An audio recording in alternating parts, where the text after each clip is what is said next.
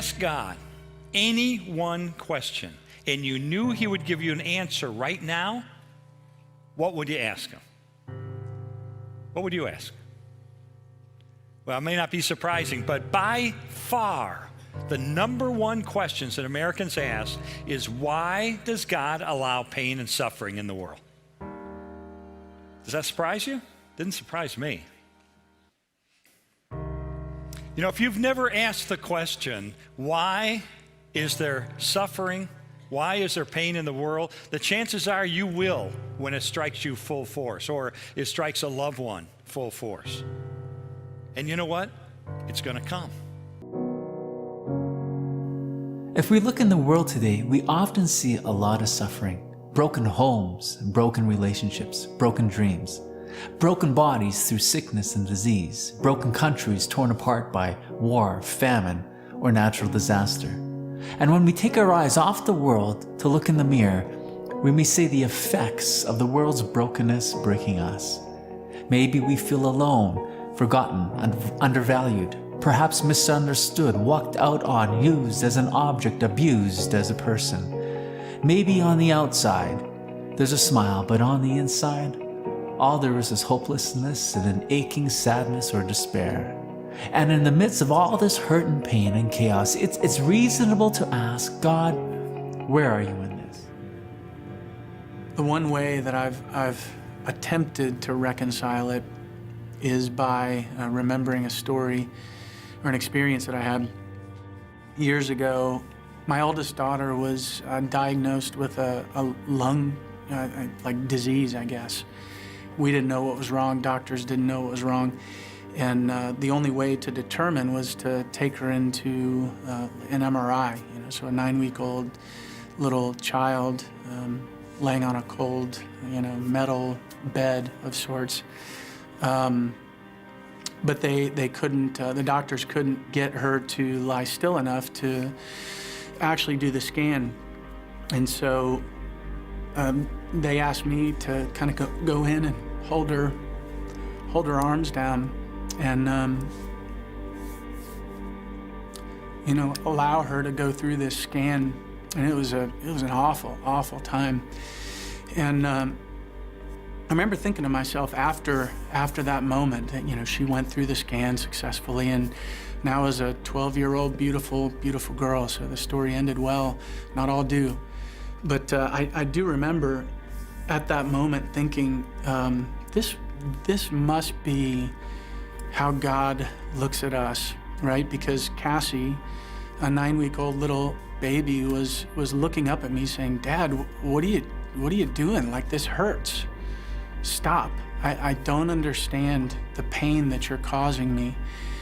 And I knew as her father that this was something that she needed, right? That the pain that I was causing her was ultimately going to save her life. And the perspective that I have was something that she was totally incapable of having. Extraordinary, awful experience. And yet, I oftentimes wonder if that's how God interacts with us, right? He knows more and knows that what I need may be painful at times. And even though I would desire for something else, my perspective's limited, much like Cassie's was. Even if you've lived a fairly trouble-free life up to now, that cannot last. That's one of the teachings of the Bible. That's also certainly common sense. Modern secular culture says this life is all there is. There's no afterlife. There's no soul. And all happiness has to be found right here. And so the meaning of life is to be happy. Well, if that's the meaning of life, then suffering destroys your meaning in life. The Bible teaches us many, many things about the nature of suffering, where it comes from, the meaning of it, how to face it.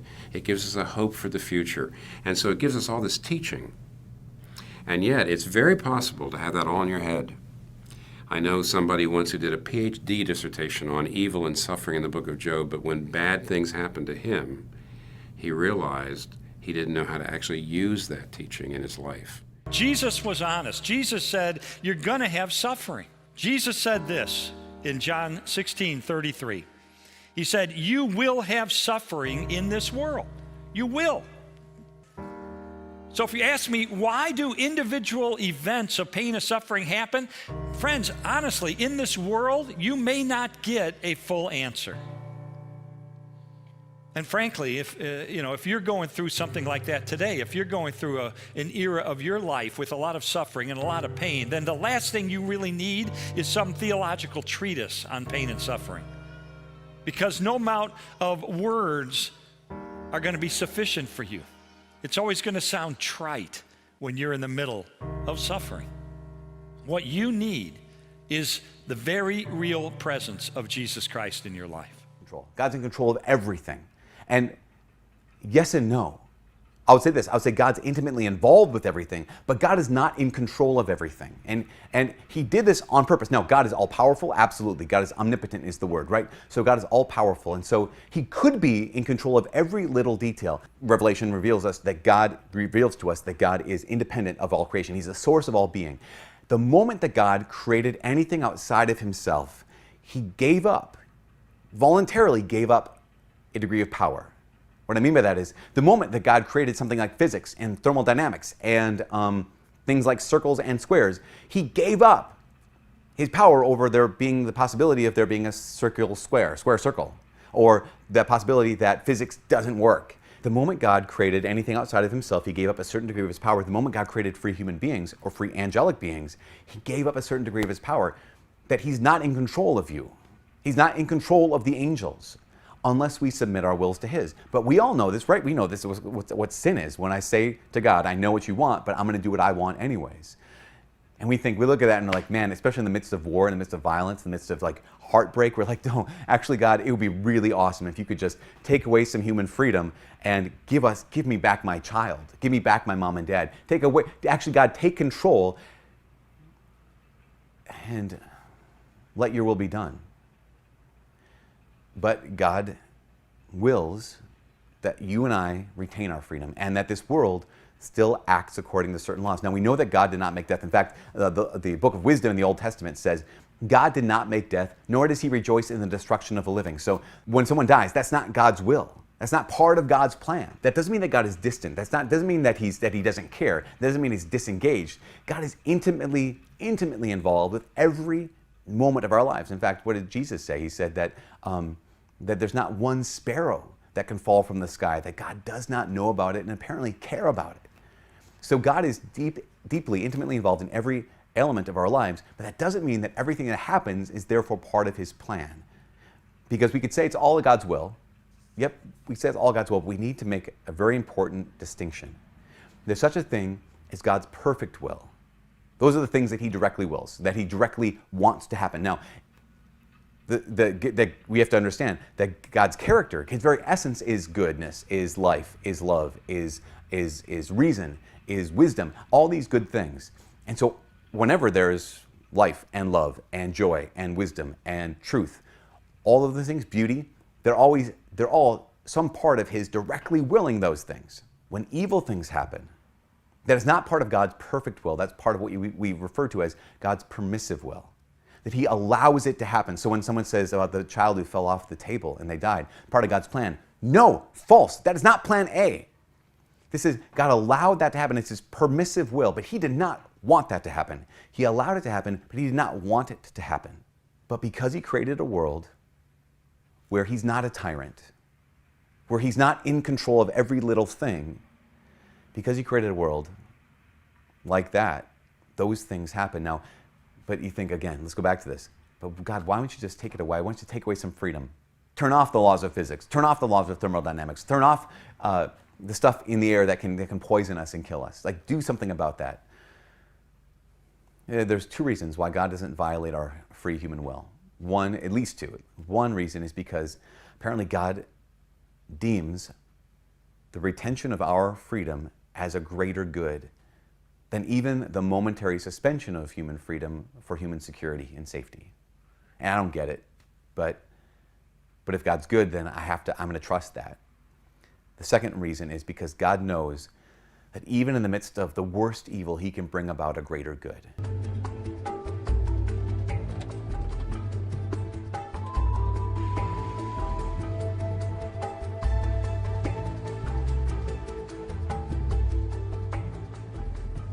You know, sometimes when we ask why, I don't really think we're looking for answers.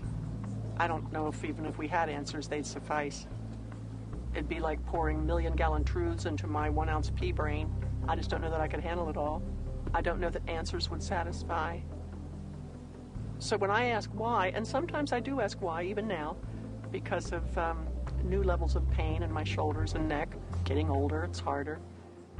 I'm more like the kid who has ridden the bike, fallen off, scraped his knee, looks up at Daddy, says, "Why, Daddy?" And I don't think it would be very good of that earthly daddy to look down at his child and say, "Well, you know, you shouldn't have been riding your bike so fast."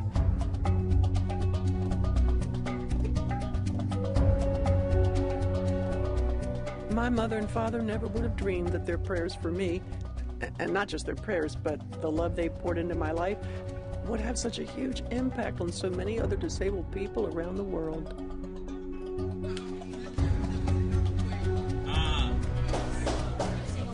This is the first time that this little guy has walked. Hey, you're doing good walking. You came here thinking you were going to get a wheelchair and you get a walker. Oh, this is fantastic. You know, at these family retreats and at these Wheels for the World outreach trips, we meet a lot of young people. A lot of young people with muscular dystrophy, spina bifida, osteogenesis imperfecta, spinal cord injury, you name it, polio survivors. I would like to see these people become an army, a force, if you will, of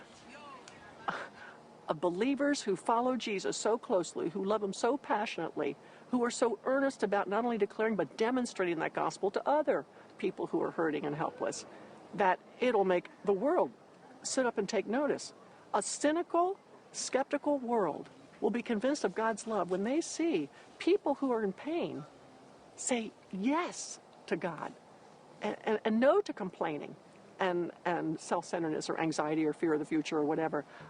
I want to see a whole army of young people with disabilities really shake up people's thinking, to really get people thinking about who God is. When I was first injured on that hospital bed, I remember thinking as though I were some kind of a guinea pig, a celestial human experiment, breathing, eating, sleeping, existing there in that hospital bed, while everybody else beyond those hospital walls were, you know, getting married, getting jobs, going to college, having babies, going shopping. But all of that was stripped away from me. And I felt as though all the truths of the human race, you know, were like being tested on me. Like, is there a God? Is he real? What's his purpose? What's the plan? Are we just put here to get born and then grow old and then die? Is that it? And I remember thinking, if that's all there is, then why not put a gun to my head? Why put up with this suffering if there's nothing more than just breathing and eating and existing and then dying? There's got to be more to life than just existing.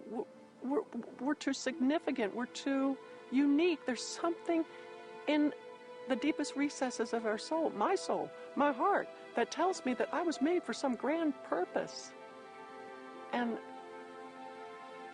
you know, you're going to think this is strange, but I was invigorated by that challenge.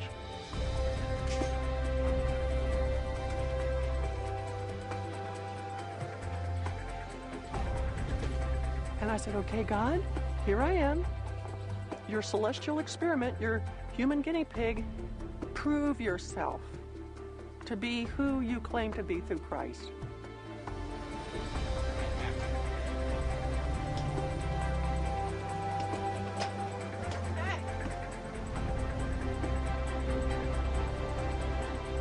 And I'm going to prove that either you really are real and the Bible really is true, or else I'm going to be an experiment upon which all these truths that everybody keeps talking about can be tested. So God, you're either going to come through and be real in my life, because everybody else doesn't have time to think about you, but I've got a lot of time to think about you. And I'm going to put you to the test here. You guys got it? There we go. Very good. Hey, you're welcome. Now, I'm happy to tell couples that, boy, if you're committed to follow what God says and lay your life down for the other person, then go ahead and tie the knot, because having a disability in the marriage is an incredible way for God to release his power in your relationship. It's something that we would not have thought about 25 years ago, but today we can see the power of it. You know, how it can draw couples closer together than you could possibly, have a relationship if you were able-bodied. God satisfies with a capital S. No, not satisfies, that's the wrong word. He satiates. He soaks me with contentment. I mean, my heart is filled to overflowing. I can go to bed at night and I can close my eyes and I can be happy. What's that all about? I'm a quadriplegic who can't turn in the middle of the night, and yet I'm happy.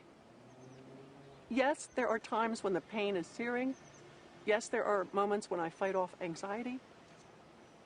But I tell you, when I turn to God rather than to vanilla pecan nut ice cream, he tastes a lot better. Taste the Lord and know that he is good. And that's something every individual has to discover for himself.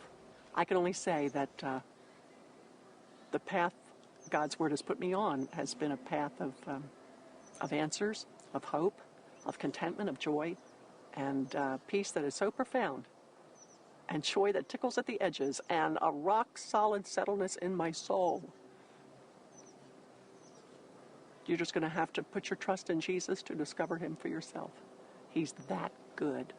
He is ecstasy beyond words, and it is worth anything to be his friend. Even though we can't understand everything about why we suffer, there are some things that we can know. Even though suffering is not good, God can use it to accomplish good. Now, you might hear that and you say, well, no, wait a second. Hold on. Let's not skim over that.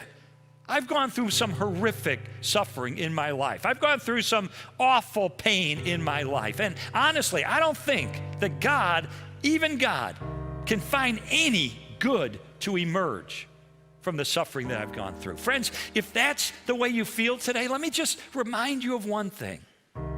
And that is that God is so powerful and so good that he was able to take the worst possible thing that could ever happen in the history of the universe, which is deicide, the death of the Son of the God on a cross.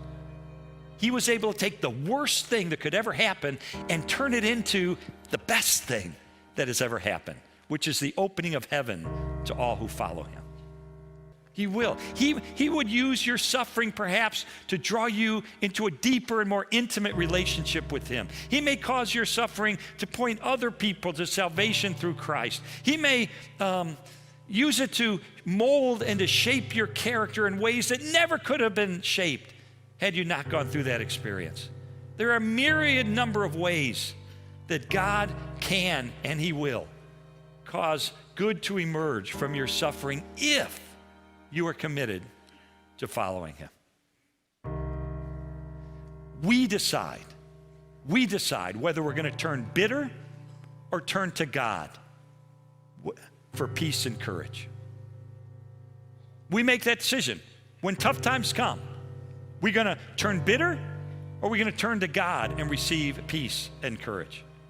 We've all seen examples in our lives of how the same kind of suffering has a completely different effect on two different people. Some people become angry and bitter and turn inward because of the suffering they've gone through. And yet somebody else can go through the same kind of suffering and they come closer to God and closer to people and more loving and more tender.